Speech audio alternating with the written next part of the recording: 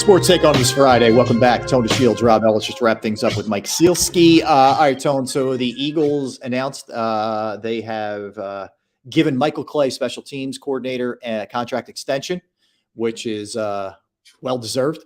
It's funny. Yeah, we were on. It's crazy how life just comes full circle, right? 100%, man. We would have been, if this were a year ago or whatever, losing our minds. We did. I remember we went crazy about it. But he absolutely, his unit was the most stable, and it's not even close. You had a phenomenal kicker. You had a guy who turned out to be a really good punter who stepped in and did a nice job, and Braden Mann, a good returner. Yeah, with Covey.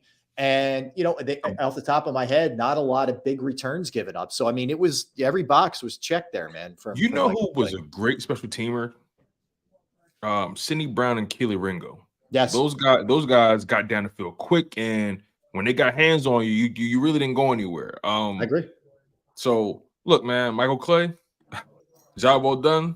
Let's try to keep it up, man. Let's try to keep it up. Yeah. So that's good. And you like to see a guy get rewarded who deserves it. His group would have been good in 2022 because I think if they were, I mean, obviously a lot of things happened in that game, but if Kadarius Toney doesn't return that punt,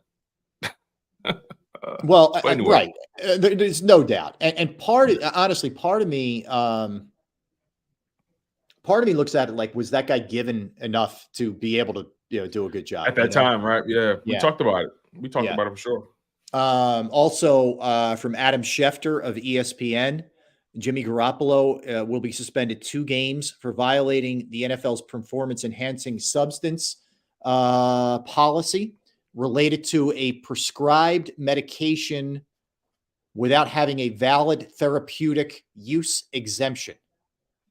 Okay. Without having a valid therapy. Sounds like he was taking. Are we talking about weed? That's what it sounds like. No, I don't. No, I don't think they consider weed a performance enhancer. They don't test for weed anymore. They don't test for weed. It's not weed. It's some kind of. I thought they did, but the ramifications were lower. No, I don't think they do. Even honestly, I don't. Yeah, so I think it sounds like he took something that I mean, we've been through this before. Like you got to make sure you get the approval. Here's the thing. I know some of this gets sketchy, but there is a way for them being the players. They have a 1-800 number that they can call and they can say, hey, what about X? Is X good? Is X on the ban list? I don't know. Who knows, right? Anabolic blocker is what Sill says it is. Okay. That's the kind of stuff. That's the kind of stuff that keeps you from getting jittery and keeps you from getting it kind of relieves your stress to a point where you don't get rattled. Okay. Yeah. I hear you. So, and I don't even know. I mean, the future for him is as a backup, and he's made a good amount of money. I don't know how many more years we're going to see, Jimmy G here, even in the NFL, but nonetheless. So 2 things to keep in mind there. All right. And by the way, the Eagles special teams, first in punt return yards, first in DVOA. So they were, by all the metrics as well, very good as special teams unit. Yeah. And all the analytics nerds love DVOA. You see a lot of DVOA. It's like war in baseball. You see a lot of DVOA these days. Right. I didn't know they were number 1 in DVOA. Yep. Wow. They were that good? Pretty impressive. It's probably hard to notice when everybody else sucked. So yeah, real quick, just last thing on the Jimmy G suspension. It sounds like kind of a throwaway, but according to Field Yates of ESPN, being suspended has massive financial implications for Jimmy Garoppolo. It could void his $11.25 million in base salary from the Raiders that he's owed, regardless of whether the team keeps him on the roster or not. So this could free the Raiders. That's huge for the Raiders. Yo, if I'm the Raiders, thank you, Jimmy. Yeah. Want any more, Jimmy? No. Can I get you another serving? Yo, you want any more, Jimmy? Yeah, Jimmy, I know a guy.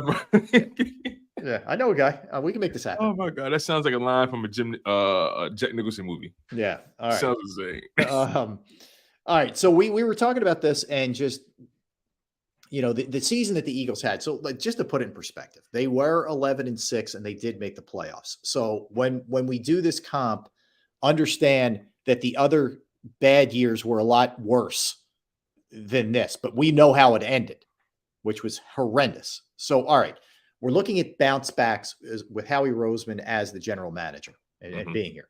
So you go back to Andy Reid's last year, okay, which was 2012. And the Eagles are 4-12 that season. Andy Reid gets fired. They move on and they hire Chip Kelly. Chip Kelly comes in 2013. They win the division and they finish 10-6 on the season. So, a 6-game swing in 2013. Now, we know as time went on, everybody kind of figured out Chip, and there was a lot of stuff going on behind the scenes with Chip, whatever. But the first year that Chip came in, the team bounced back. All right. So obviously they upgraded some personnel. They did some different things that got them there. Then you go to 2015 when things had run its course with Chip. You remember he got bounced before the last game, but the team ends up finishing 7-9 out of the playoffs. Doug Peterson gets hired. Now the first year is kind of a lateral step. They stay 7-9, but the second season they go 13-3 and they win the Super Bowl. So again, quick turnaround, right? Then you go to 2020, which is Doug's last year. They're 4-11-1. Really kind of a just spin out. Everything's bad with Wentz. A lot of things went wrong. So Nick comes in the following year, Nick Sirianni, and they go 9-8. They finish in second in the NFC East, and they make the postseason off of that. The next year, they're 14-3 and get to the Super Bowl. So the last three examples that we have of either a coaching, and these all coincided with coaching changes. So there is a little bit of a distinction there, but with bad years, they've generally gotten it back either the following year or pretty quickly in the case of Doug, where the second season they won a Super Bowl. Does that give you any kind of solace that that these patterns can continue? I mean, I try to look at every season as being independent of the last. But trends matter. And even then, it's hard to establish a trend when you're dealing with 3 or 4 different head coaches from different eras, right? Different times with the team. As I look at this, right, the most significant difference between 22 and 23, in my opinion, was just how the defense just fell off a cliff in 2023. I mean, you went from being ranked 8th in the league in terms of points given up to 30th. You went from being 2nd in terms of yards given up to 26. So when you think about it from that perspective, that can't be the case. If we're going to have any sort of resurgence, any sort of bounce back season, it has to start on the defensive side of the ball. They have to at least get themselves to a position where they're mediocre, where they're serviceable, where they're at the very least competent. Can they go from being ranked 30th in points given up to 15th in points given up? That's the goal, in my humble opinion, for the 2024 season. Yeah, and that's exactly right. So let's, because we've talked a lot about Hurts, and we actually will in the next segment as well. But let's focus on the defense. You're right. 25 points per game, 30th. 252.7 passing yards per game, 31st. Third down efficiency, 30th. 43 sacks, 20th. Last in takeaways at 18. I mean, so you're 30th in points, 31st against the pass, 30th in third down, and dead last in turnovers. So there's major fixes. I know Howie said you can't win with that. No, you just can't. And I know Howie said that the cupboard isn't bare. And I think when he says that, well, I think it applies to the offense. I'll buy it on the offensive side. Yeah, I'll buy it on that side. I'm not buying it on the defensive side. You can make a case, Tone, that you should, if there wasn't a salary cap and you could just, it's back in the day and you could cut guys and whatever. I'd blow out both linebackers. I'd blow out both corners. And I wouldn't have, I'd put Bradbury, Blankenship as a special teamer. I would have a new secondary completely and I have new linebackers completely. Let's stay there for a second. I'm glad you said that. That begs the question, who on this defense to you is untouchable? Jalen Carter. I don't think anybody else is untouchable. Wow. Wow. I like Josh Sweat, but I like Josh Josh Sweat, too. his numbers went down last year. There's no denying that. I like Hassan Reddick, but his future is very much, I don't know, up in the air here. I don't know about Jordan Davis. I don't know about Nakobe Dean. Everybody else is a question mark. Wow, Almost guy. everybody. Think about it. I really like Sidney Brown. I don't know. I got to see him a whole year. I got to see how he responds from his knee. I don't know what that looks like. So I don't. There's nobody I'm like in love with. I like Jalen Carter, but that's it. Wow, one guy out of 11 stars. Who would you? I mean, would you? No. I'm with you. Yeah. Let me make that clear. I'm pretty much with you. There are other players I like, yeah, or I'm interested in, yeah, but untouchable is the word, right? Yeah. There's only one guy on this defense that's untouchable to me, and you said his name, Jalen Carter, and that is damning for Howie Roseman and the Philadelphia Eagles. Yeah. They have to find a way to reload this roster defensively, not just from a starting perspective, from a depth perspective, because injuries happen. Yeah. And I just look at it. It's not that some of these guys you can't say were misses yet. Jordan Davis isn't a miss. Jordan Davis is a prove it to me this year. Well, he better hurry up before it turns into a miss because he's close. He's entering year 3 of his rookie deal. Yeah. And I think year 3 is going to decide for them if they pick up the 5th-year option. Right. And if they don't pick up the 5th-year option, that's telling us right then and there how they see him.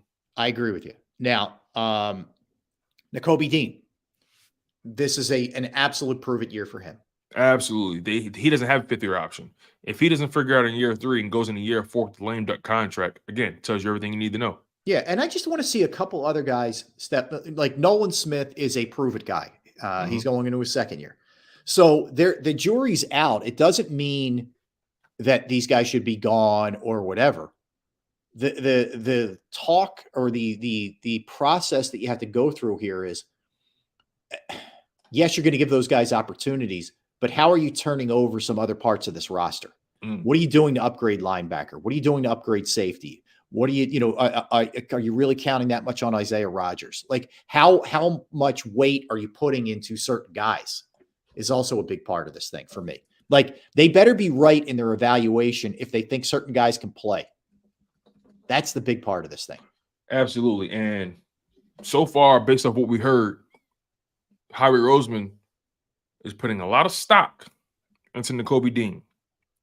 And the fact of the matter is, no matter how much we like Nakobe Dean, he's an undersized linebacker who couldn't stay on the field. Let's just really think about the injury history thus far. March 9th, he sustained a chest pectoral pull grade 1. And I think he also suffered from a foot injury that happened in training camp that had him out for the remainder of the preseason. Then week 1, he deals with something called pedal foot. And that was on September 10th. Right. He goes against the Patriots. He started that game and then got hurt. Yep. Right. Then he goes on IR. And he comes off of IR and he suffers another injury on November 5th. Pedal Liz Frank sprain. He goes on IR again. Right. So, and at that point he required surgery. Right. I think it was the same foot. So when you think about it from that perspective, the right foot at that. When you think about it from that perspective, how can Howie Roseman sit there and say to the general public, "Oh yeah, we believe in Nakobe Dean"? What has he shown you to prove that? I just really hope that there's a better plan B in place than what they had last year, because it became scramble mode. It became, let's bring Morrow back after we cut him. It became, Zach Cunningham was fine. I don't want to dump on Zach Cunningham. He was fine. He was okay. And if he comes back, it's fine. But he can't be my best linebacker though. No, but you were also fortunate that he wasn't playing for anybody at the time. So you were able to pick him up, and good on the Eagles for doing it. But still, he's shown you. This may end up being a situation where we're going to look back and we say, hey, it was just fluky. Nakobe Dean got hurt that rookie, his second year, his first year as a starter. And it was just one of those things. I don't know. I'm leery of a guy who's undersized, right? Who's had some of those issues before. So I just can't go there. I need more of a plan in place, more resources and money allotted to that position, whether that's the draft, whether that's free agency, whether you make a minor trade. I don't know, but there's got to be more there. And you have to come out of your comfort zone and pay that position a little bit more than you generally pay it. Let me ask you this question. On a scale of 1 to 10, 10 being obviously the most and 1 being the least, how aggressive do you believe Howie Roseman needs to be this offseason? Do you think he needs to be a 10 level of aggressive? Where do you fall in that regard? How aggressive does Howie Roseman need to be? Part of his aggression is dictated a little bit by the salary cap. But if you're asking me, I think he needs to be in at least the 8 range. Well, I mean, think about it, Tone. I mean, we're talking about potentially 7 new starters on the defensive side of the ball. Mm-hmm. That's like if Reddick gets traded or whatever. But I mean, it may not be that many. So that's a lot of people. That's a lot of people. So yeah, plus a new coaching staff. Right. And we talked about this yesterday. Like when you have this amount of turnover, generally, can you wheel that thing back in that quickly? I don't know. I mean, I think I like I said before, the offense to me is a way easier fix. I think you just have to like kind of get the train back on the track and you can nudge it and do some things that I think you're going to be all right. I think Fangio's really got to get to the core of this thing. My hope is they wouldn't bring in a guy that experienced, who doesn't strike me as an ass kisser. If they weren't going to listen to him a little bit, I don't know that he's kowtowing at this point in his life. So I think he is going to lay it out straight. Yeah, and also I really don't.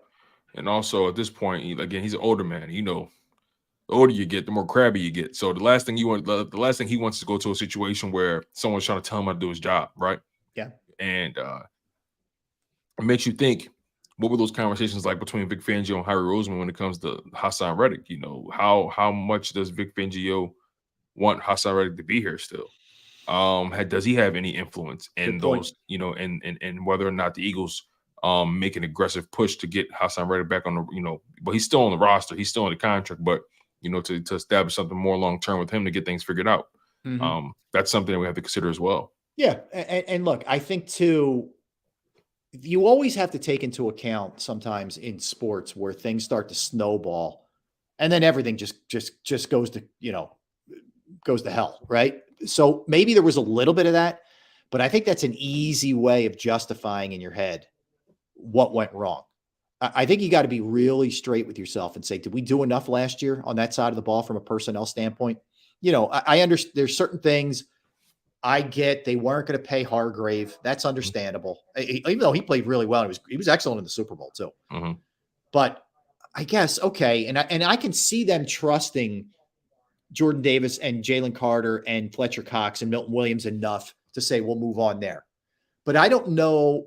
I think they made a mistake trusting what they had over TJ Edwards.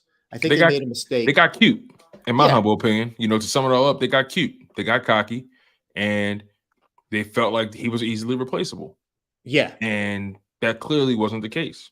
Right. And now, and if I'm being totally fair, when we heard that Bradbury was coming back, I was glad. We all were. It'll be revisionist history if anyone said, yeah, I was totally against him coming back. No, you weren't. Yeah. We all were with him coming back. Obviously we didn't anticipate the fall off to be something like this. We didn't think we'll see it. Maybe we didn't expect him to play to the exact same level, because that was his best season of his career last year.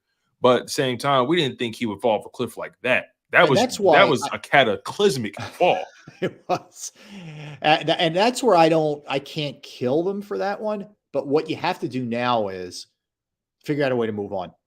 Yeah. It's not going to be easy, but you got to figure out a way to move on from him. You can't put him out there again and allow the same things to happen. Like, you can't justify it by saying, maybe we'll stick him in the slot and he won't be as bad. No. Teams will exploit him, and they're going to go after him. He's going to be the mark on the defensive side of the ball. That's funny. He's going to be the mark. He is, man. And I'm telling you, and it's going to be a situation where you're trying to do everything else that you can to make up for it. And it doesn't work that way. They're too good, those guys, those coordinators and those quarterbacks to not exploit him and really try to, I don't even know, like Slay, I think is going to be fine. He'll be okay. but that's not a great situation either. I hope Isaiah Rodgers can step in there and play. Yeah, the thing about Slay, layoff for him.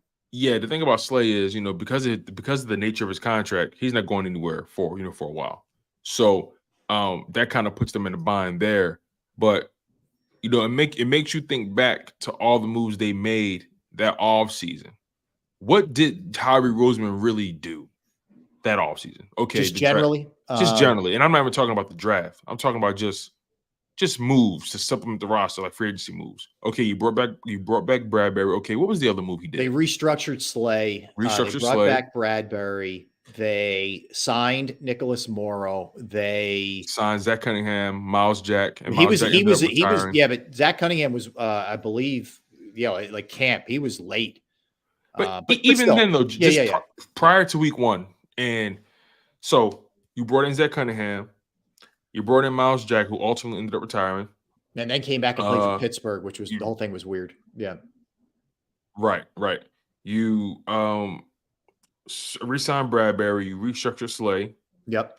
You bring in Nicholas Morrow, cut him, and then bring him back because you had to. In all reality, Howie Roseman had a very passive offseason. Yeah. Very passive. I agree. For a guy who was saying that, the time is now, that offseason was overtly passive. Not just passive, just bad. Just bad. I mean, do you let Edwards walk? He had a good year in Chicago. You had to sort of let Hargrave go, but he played well in San Francisco. Yeah, he had a bad offseason. And when he went to the well with the older players the previous year, they brought in Sue and Linval Joseph, who helped. Yeah, they brought in guys who helped you. They didn't this year. These guys didn't. I mean, Cunningham helped. Don't get me wrong. And Morrow was but they didn't. None of those guys really were home runs. Byard was a mistake. He stunk. Right. He was but done. To your point, right? Byard didn't pan out, but I respected that swing.